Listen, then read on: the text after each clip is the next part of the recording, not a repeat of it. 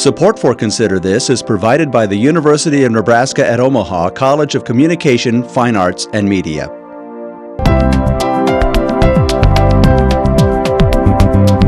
Consider This, a program of issues and information behind today's news. That's why I'm hopeful about our future. Because of you, the American people. Because of folks like all of you, I am absolutely confident that we're going to get to where we need to go, and America will remain the greatest country on earth. Thank you, everybody. God bless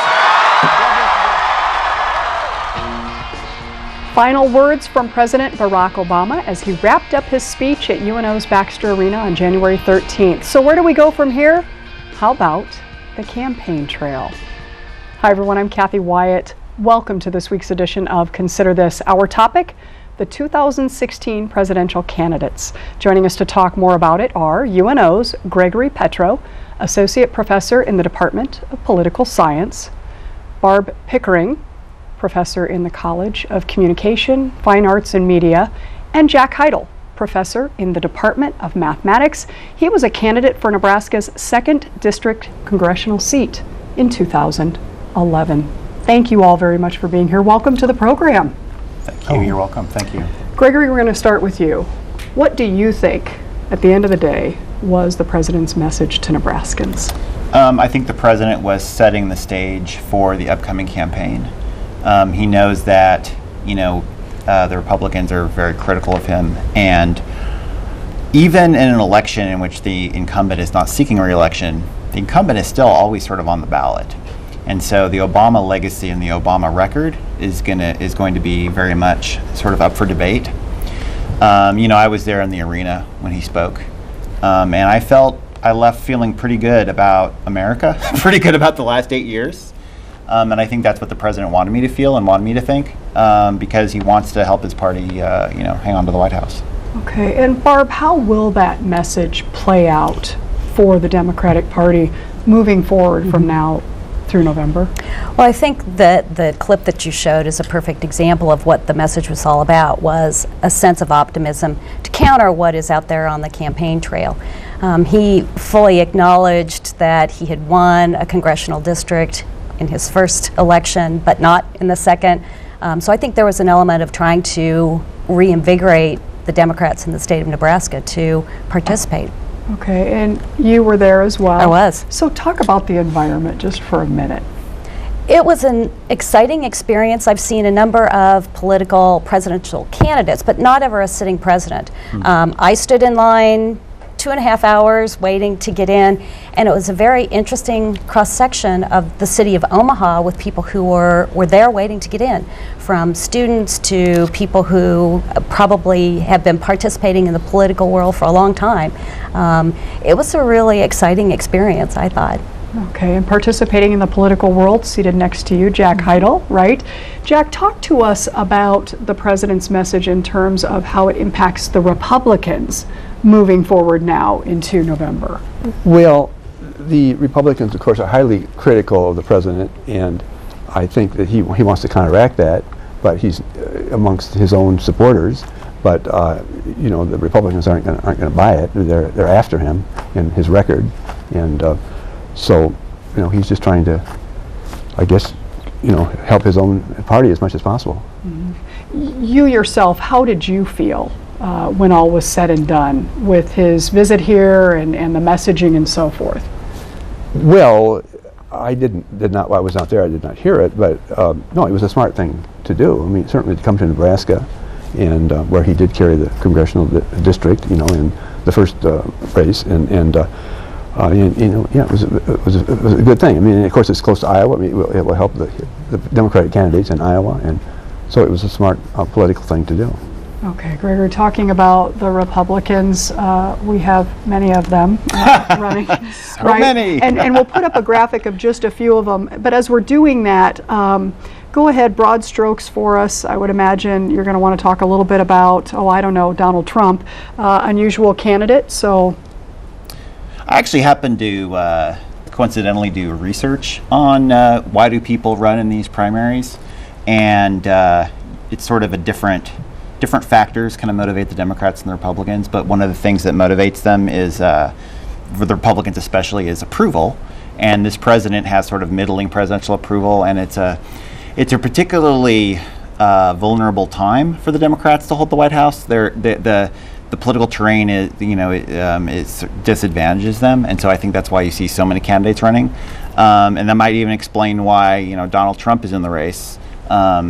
Typically, this election is really turning, how political scientists think about this sort of, on its side, because we think about, the strongest candidates are the ones with the experience in public office, and he's obviously never held public office before. He does have a lot of experience on television, and he has a lot of experience getting ratings and being popular on television. So maybe that should be a new way we should measure candidate quality. I don't know. But I think there are three main reasons why he is doing so well.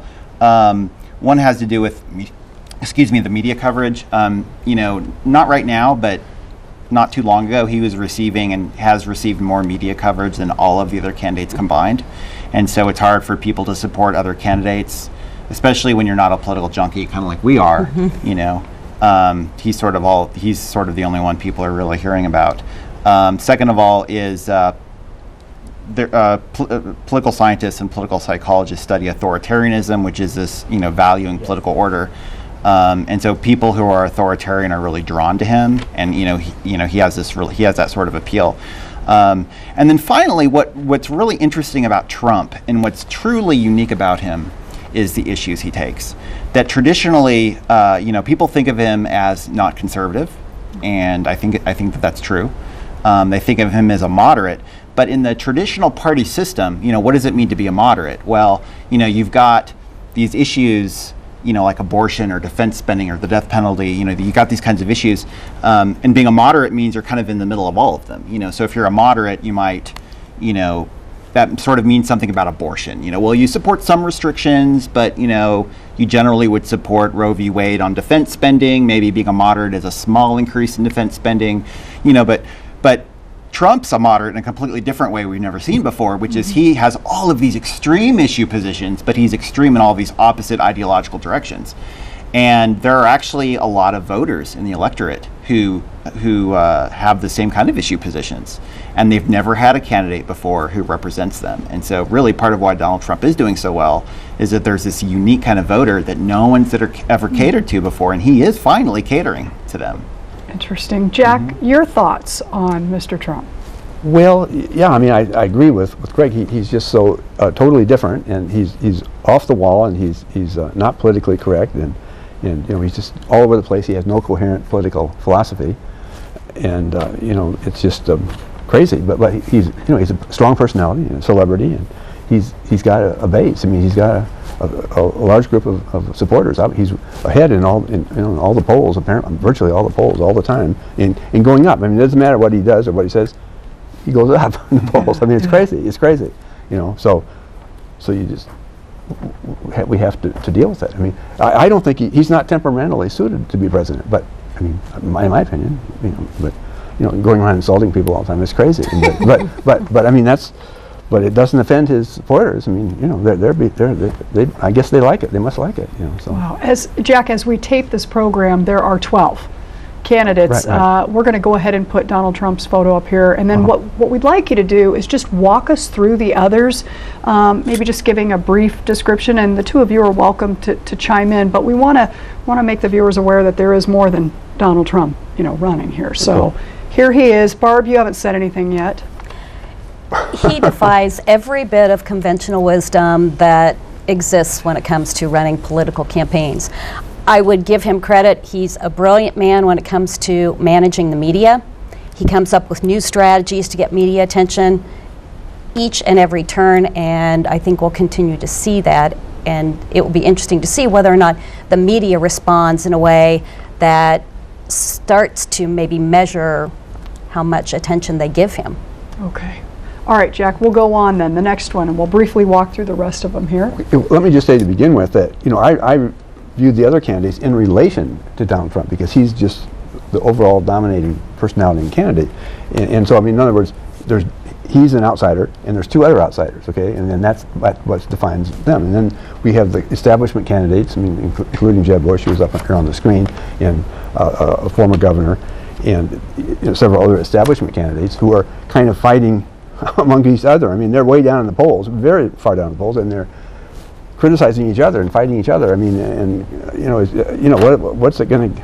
Where's it going to take them that way? I mean, they've got to deal with the front runner, and so it's a very strange situation. We'll put Jeb back up, and then Yeah. we'll go to the Okay, next one there. So we'll get him back up on the screen, and then if you could walk us through the rest of them, Jack, Sure, that'd sure. be fantastic. Okay. Yeah. So- Well, Jeb Bush, he's an establishment candidate. Former governor of Florida. I think his position is. I like his positions on the issues. I think he's got a great platform, but he has a toxic last name. I mean, it's poison. I mean, he's not going anywhere. I mean, I think he's at 4% in the national polls now. And if you spend $100 million and you only have 4% support, you're not going anywhere. So I mean, that's just kind of. Even though I like his positions, I mean, he's just kind of not. He's not a real viable candidate. Marco Rubio is the leading establishment candidate, first-term senator, and I think that actually Rubio and Ted Cruz. I mean, they're both first-term senators. They're both doing well, and frankly, they're very young. And my opinion is that Barack Obama ran for and got the nomination and was elected as a first-term senator, and so these guys think they can do the same thing, and well, I mean, I don't think they're going to make it, but that's what they're trying to do. So, okay.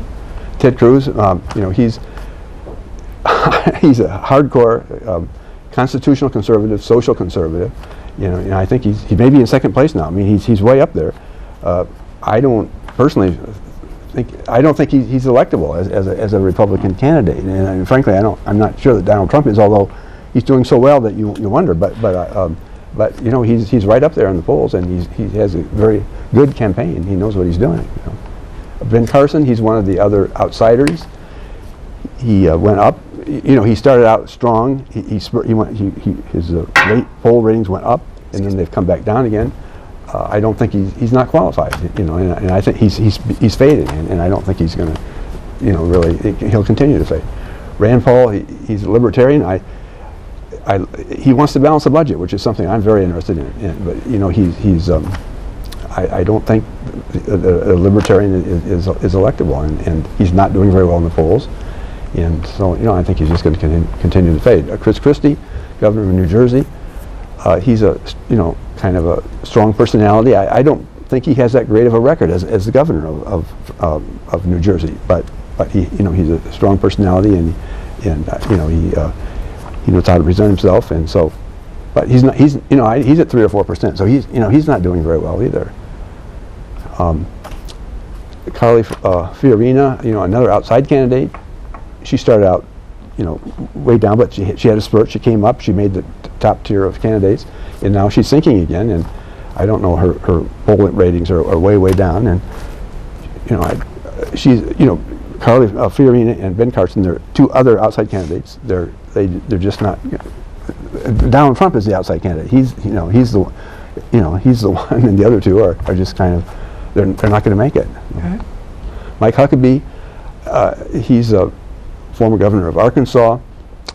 He actually won the Iowa primary in 2008, and I think he and Rick Santorum, who won the Iowa primary in 2012, they think they can regain their last in their past glory, and we'll see what happens. But I don't think that he's way down in the polls, and he's not going anywhere. I doubt that he'll do that well in the Iowa primaries, caucuses, and the same for Rick Santorum. He won the Iowa caucuses in 2012, and they're both he and Huckabee are social conservatives. They're appealing to the evangelicals, and that their time has passed. They're just not going to do very well this time. John Kasich, he's my favorite candidate. I like it. I think he's the governor of Ohio, former chair of the Budget Committee in Congress, and I think he's got a great platform. He's done very well. He has an excellent record in Ohio, but he's just not coming through. I mean, he's experienced. He's the experienced candidate, but the voters don't want experience apparently. And so I don't, he's way like 2 or 3% in the polls, and so I wish he would make it. And he may be actually second in New Hampshire, but he's still way, way, way down. I mean, in other words, Trump is maybe at 30% or something, Kasich at 12 or 14%. I mean, he's second, but he's way, way down. Maybe he'll come in second, or in New Hampshire, which will give him a boost for sure. I wish he would do better. Jim Gilmore, the former governor of Virginia, I just don't think he's really a viable candidate. I don't know anything about him. I mean, and I don't. He's just simply not to me, a serious candidate. I don't know why he's running. So. Okay, so that wraps up the Republican pool. Gregory will set the stage now for the Democrats. Okay. Not quite as many of those, Gregory. No, fewer. Let me just say a quick thing about Trump. Boy, I'll tell you what really, I'm actually an expert on polling and public opinion, and so maybe I should hesitate to say this, but what really bothers me about this whole conversation so far, not just on this stage, but in the nation, is that, this whole idea that Trump, is inevitable, is all based on this polling. And if you look at the polling, what you see is that support for Trump is correlated with having a habit of not voting. And so I've seen estimates that polls might overestimate his support by 10% or so. He's polling about 40% nationally. So, where there's smoke, there's fire. I mean, there's a real base of support for him out there in the Republican Party, and he's going to win some delegates. He's going to do pretty well.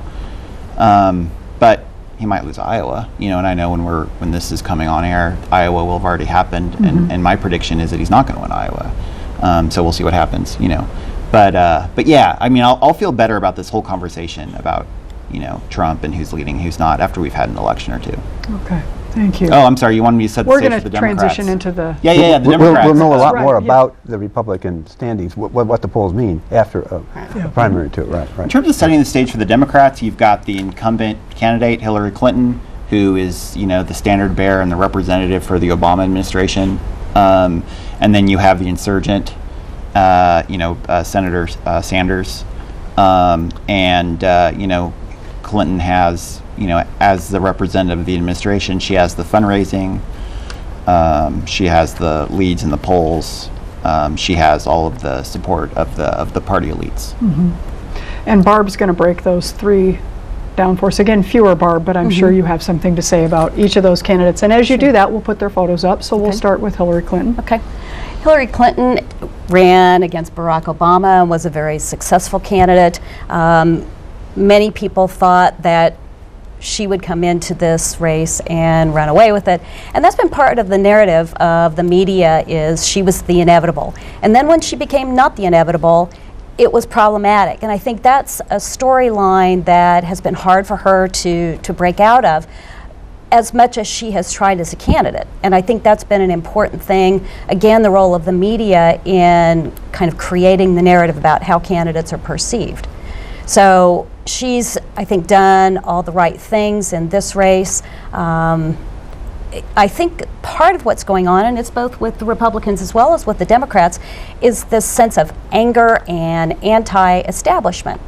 That seems to be driving a lot of what is going on in lots of parts of the country, and it's kind of fed on itself to the point where those candidates who are seen as not establishment are gaining traction because they're not establishment. Now, whether they're legitimately qualified or competent to be leaders is an entirely different issue. But I think we're living in a world where that anger is really feeding off of itself. Okay. Next candidate. Bernie Sanders. You read a lot of interesting things about Senator Sanders. People like him. They think he is very intriguing. He's gotten a lot of attention from younger voters.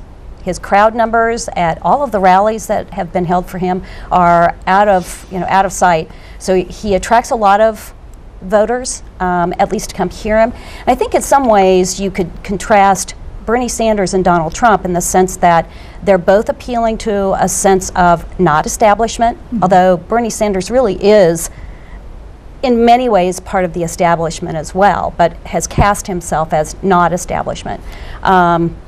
He is an outsider in the sense of defining himself as a democratic socialist. That's not something that you've seen very much in presidential campaigns. He's got lots and lots of small donors. He's building on that sort of energy, and I think that's where his success is coming from at the moment. Okay, and then finally, Martin O'Malley is someone that people don't know very much about, from Maryland. I think his trend is to lay groundwork for a future campaign. I personally don't think that he got into this with the assumption that he would be the candidate, and that's true of a lot of the people who are running on both sides. You know, they're laying the groundwork for something down the road, and that's not uncommon with political candidates. okay, thank you. Gregory, we're going to change gears now. We're going to talk about the issues. So we've introduced folks, now let's talk about the issues. What do you believe, given the current state here and where we're headed, are the most important that we should be addressing at this point? In terms of the overall health of the nation, there's a lot of debate about whether, you know, the best days of the United States are ahead or behind us. There are prominent books that are coming out, you know, being released literally, you know, almost literally as we speak, you know, just basically arguing that the great, you know, expansion of American power and empire from World War II to about 1980 or 1990, that, you know, that's just not going to happen again. That we are now, you know, with the rest of the Western developed world kind of stuck in a cycle where, you know, we're going to have maybe 2.5–3% economic growth per year, which is, you know, pretty mediocre. You know, we've pretty much stagnated as a nation. And I think that going along with that, correlating with that is the income inequality. You know, correlating with that is the idea that real wages are not rising anymore, and they really haven't risen since I was born, about 40 years ago. So all that kind of goes together, and so I think, you know, that you know, we might look for the nation to kind of have a debate about, you know, what we can do to you know, combat, you know, is that a real situation, and what can we do to combat it? Okay, thank you. Barb, pull out what he has said that you believe to be important, especially with the Democratic Party moving forward to November. Well, I think Greg's right that the issue of economic stagnation is going to be an important issue on both sides, for the Democrats and for the Republicans. I think the Democrats are trying to figure out how to go back to the days of, for example, Bill Clinton's administration and the economic progress there, and whether or not that's viable or feasible, you know, remains to be seen. I think the Democrats historically tend to focus on a more optimistic approach. If you look at some of the research that talks about kind of the philosophical tendencies of Democrats versus Republicans, Democrats by and large tend to have more optimistic views of the world. So I think that is something that you'll still continue to see be an important part of how this race plays out. I think there are some other issues that go beyond that. Certainly jobs, the economy are front and center, but you can't ignore some of the other things that have gone on in the U.S. in the last 6 to 9 months. Things like the Black Lives Matter protests, immigration, reproductive rights for women. All of those things are still issues that are key to Democratic candidates. They may not make it to the top tier, because if you look at what people say, what's the most important to me, usually it is jobs and the economy. Now, the other part of this that we haven't talked about and has come up in some of the debates more recently with the Democrats is the national security issue. And that's where you get into what I think are some pretty clear differences between Hillary Clinton and Bernie Sanders. And what do we do with terrorism? How do we deal with ISIS? Those are issues that probably don't reach the top level of importance for the average American citizen, Democrat or Republican, but they're still pretty important. Okay, thank you. And Jack, just a few minutes remaining. What about the Republicans as we move forward now, given what both these folks have said into November? Well, okay, well, you know, national security is very important, and we're all concerned about that. And I think that's kind of somewhat bipartisan and non-ideological in terms of what we need to do to foster our national security. Economic inequality, Democrats are talking about that a lot, and so everybody is interested in talking about it.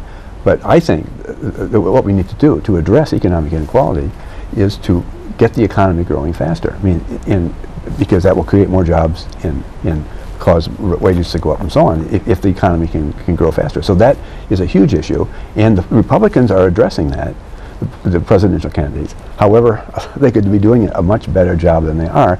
They've all got tax plans. I mean, and the Republican tax plans are to lower the tax rates, but then maybe close deductions to partially pay for it. But the Republicans all their tax plans are losing money because they're lowering rates, and that will stimulate the economy, but they're losing money. I mean, so the deficit and the debt are going to get worse. And every Republican candidate has a tax plan, and they're all, losing money. And so they could do much better in that respect. I mean, they're going to boost the economy, but they're going to lose money and increase the debt. And so, they're going in the right direction, but they need to be much more fiscally sound about the way it's done, in my opinion. Okay, thank you. Gregory, we have less than 2 minutes. I'm going to charge you with kind of bringing this full circle for Okay. us, tying up the loose ends and bringing it around for us. Final thoughts. Final thoughts. Well, I typically really savor these presidential election years as someone who studies elections. This time, though, I feel kind of like I'm on the very front row of a roller coaster, and I feel a little sick to my stomach because I'm very, I just think if Donald Trump or Ted Cruz end up as president of the United States, I think they're going to do the country and the world a lot of damage, a lot of harm. So I'm actually very concerned. I have legitimate, deep-seated ideological disagreements with all of the Republicans, but I'm not necessarily completely terrified or mortified that someone like Marco Rubio can end up as president. So anyway, so we'll see. And also, speaking as a political scientist, we might learn some things about parties and how they function, and maybe we're even in a new age of the parties. I mean, who's to say? Okay, objectively speaking, do you have a favorite? I mean, just big picture, broad strokes. If we were to have an election today, who you think should win? Who do I think the best? Yeah. I guess I would say Hillary Clinton would probably, I think, of the people running, would probably make the best president. So I think so. She's very, very, ready. And and I tend to agree with her on the issues. All right, on that note, we'll go ahead. Time will tell. Okay, we'll see what happens. It always does. All right, thank you very much for joining us and sharing your time and expertise. We appreciate it. Oh, thanks for having us. You bet. And thank you all for watching. We'll see you next week.